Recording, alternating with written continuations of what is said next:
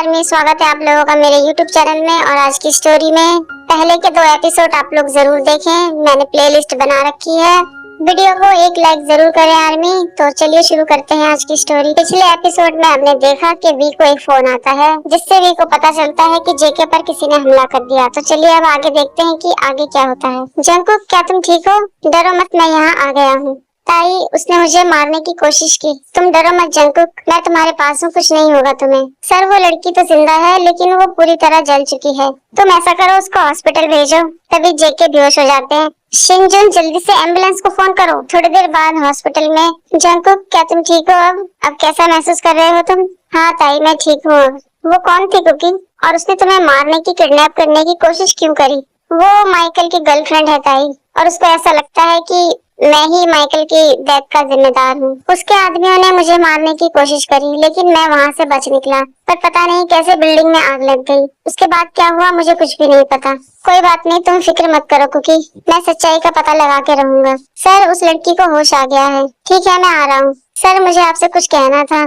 मुझे पता नहीं क्यों उस लड़की पर शक हो रहा है। मैं जानता हूँ शिनजुन कि तुम्हें शक क्यों हो रहा है। चलो उस लड़की से बात करते हैं, अब वो ही हमारा शक दूर करेगी। जब तक वो लोग उस लड़की के कमरे में जाते हैं, उस लड़की की डेथ हो जाती है। त्योंग कहते हैं, मैंने सोचा था कि इस लड़की को कुछ पता होगा माइकल की डेथ के बारे में। ये अचानक से मर कैसे गई? सर, अगर आपको कोई परेशानी ना हो तो मैं आपसे कुछ कहना चाहता हूँ। हाँ कहो। सर, मुझे ऐसा लगता है कि हमें एक बार मिस्टर जंगकुक से भी पूछताछ कर लेनी चाहिए। तुम मेरे जंगकुक को इन सब चीजों में शामिल करने की कोशिश मत करो। तुम्हारी हिम्मत कैसे हुई ये बोलने की? उसका अपने भाई की मौत के साथ कोई लेना देना नहीं है, उसने कुछ नहीं किया है। लेकिन सर, उस लड़की ने जंगकुक पर हमला किया और उसको भी जंगकुक पर ही शक था। तो मुझसे क्या कहने की कोशिश कर रहे हो शिनजुन? तुम्हें क्या लगता है जंगकुक ने अपने भाई को मार डाला? वो अपने भाई की मौत से अभी बाहर भी नहीं निकला है, और तुम चाहते हो कि उस पर मैं झूठा इल्जाम लगाऊं कि उसने अपने भाई को मार डाला? उसने कुछ नहीं किया है। सॉरी सर, मुझे माफ कर देना। ये सब कुछ भूल जाओ और तुम मुझे ये बताओ कि मैंने जो ब्लड सैंपल के लिए तुम्हें कहा था, क्या उसकी रिपोर्ट आ गई? हाँ सर, उसकी रिपोर्ट बस आने ही वाली है। थोड़ी देर बाद वी को वो रिपोर्ट मिलती है ब्लड सैंपल की। वी जैसे ही उस रिपोर्ट को पढ़ते हैं तो पढ़ के हैरान हो जाते हैं और कहते हैं कि शिनजुन, जल्दी से तुम एक टीम तैयार करो, हमें कातिल मिल चुका है। दूसरी तरफ शुगा जेके पर हमला करते हैं।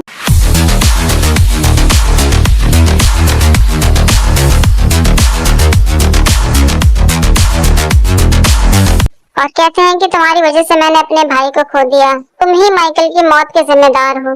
आज मैं तुम्हें नहीं छोड़ूंगा जंगकुक, तुम्हें मरना होगा।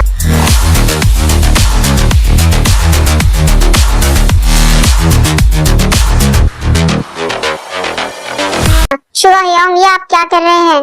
बकवास बंद करो अपनी। तुम्हारी वजह से मैंने बहुत दुख सहा है, लेकिन अब तुम्हें मरना होगा जंगकुक। मैं तुम्हारा छोटा भाई हूँ। नहीं, तुम मेरे भाई नहीं हो, तुम एक कातिल हो। तभी वहाँ पर अचानक से त्योंग आ जाते हैं और त्योंग शुगा पर चिल्लाते हुए कहते हैं, रुक जाओ शुगा, छोड़ दो जंगकुक को। नहीं त्योंग, आज मैं जंगकुक को नहीं छोड़ूंगा, इसको मरना होगा। शुगा, मैंने कहा जंगकुक को छोड़ दो वरना मैं तुम्हें शूट कर दूंगा। तभी त्योंग शुगा के पैरों पर एक गोली मारते हैं जिससे कि शुगा बेहोश हो जाते हैं।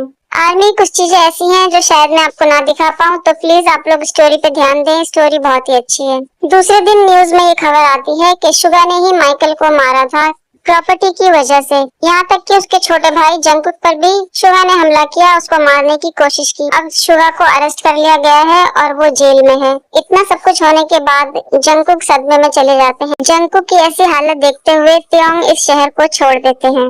1 साल हो गया लेकिन जंगकुक आज भी वैसे ही हैं, सदमे में। ना किसी से बात करते हैं, ना हंसते बोलते हैं, सिर्फ त्योंग से बात करते हैं। कल हम कोरिया वापस जा रहे हैं जंगकुक, तुम खुश हो ना? हाँ बेबी, मैं बहुत खुश हूँ, थैंक यू। मैं नहीं चाहता कि तुम वापस कोरिया में जाओ। जो कुछ भी हुआ उसके बाद मैं तुम्हारे साथ और कुछ भी गलत होने देना नहीं चाहता। कल माइकल की डेथ को पूरा 1 साल हो जाएगा, इसलिए मैं उसकी कब्र पर एक बार जाना चाहता हूँ। प्लीज त्योंग, मुझे मना मत करो। ओ मेरे प्यारे कुकी, तुमने आज तक मेरी बात सुनी है? जो तुम अब सुनोगे, तुम जो चाहे करो, लेकिन बस एक बार मुझे खुश कर दो। वैसे बेबी, तुम्हें मुझसे कुछ भी पूछने की जरूरत क्यों पड़ रही है? मैं तो तुम्हारा हूँ, तुम जो चाहे कर सकते हो बेबी, तुम्हें पूरी छूट है। दूसरे दिन तीकुक माइकल की कब्र पर जाते हैं। त्योंग, क्या मैं कुछ देर यहाँ पर रुक सकता हूँ? हाँ ठीक है कुकी, मैं कार में तुम्हारा वेट करता हूँ, तुम जल्दी आना, ठीक है? जेके माइकल की कब्र से बातें करते हैं और कहते हैं कि माइकल, क्या तुम्हें याद है कि बचपन में हम हर चीज आपस में बांट लेते थे, चाहे वो खाना हो, कपड़े हो। कभी भी तुमको मेरी जरूरत पड़ती थी तो मैं तुम्हारी हेल्प करने के लिए तुम्हारे पास रहता था। तुम्हारी खुशी का हमेशा मैं ध्यान रखता था। मैं तुम्हें अपनी सारी बातें बताता था, लेकिन इसका मतलब ये नहीं है कि मैं हर चीज तुम्हारे साथ बांट लूंगा। तुमने क्या सोचा था माइकल? क्या मैं तुम्हारे साथ अपने प्यार को बांट लूंगा, अपने त्याग को बांट लूंगा? नहीं, त्याग सिर्फ मेरा है और मैं उसे किसी के साथ नहीं बांटूंगा। उसके बाद जेके उस पल को याद करते हैं जब वो अपने भाई माइकल के साथ थे। माइकल से जेके कहते हैं कि एक बात तो तुम अपने दिमाग में बिठा लो, मुझे और त्योंग को कभी कोई अलग नहीं कर सकता। जंगकुक, तुम ऐसा कैसा कर सकते हो मेरे साथ? क्या तुम पागल हो गए हो? हाँ, ठीक कहा तुमने मेरे भाई, मैं पागल हो गया हूँ। मैं पागल हूँ अपने त्योंग के लिए, अपने प्यार के लिए। और मेरे और त्योंग के बीच में जो कोई भी आएगा मैं उसको हटा दूंगा, चाहे वो मेरा भाई ही क्यों ना हो। मैं अपनी आखिरी सांस तक त्योंग के साथ ही रहूंगा माइकल, और तुम इस कब्र में रहो। तो आर्मी, फाइनली आपको पता चल गया कि माइकल का कातिल कौन है। माइकल का कातिल कोई और नहीं, जेके ही है। लेकिन जेके ने माइकल को क्यों मारा होगा? क्या आप लोगों में से कोई जानता है आर्मी? तो प्लीज मुझे कमेंट में जरूर बताएं। एक बात मैं और बता दूं आपको आर्मी, कि माइकल जेके का हमशक्ल था, यानी कि दोनों भाई जुड़वा थे और हमशक्ल थे।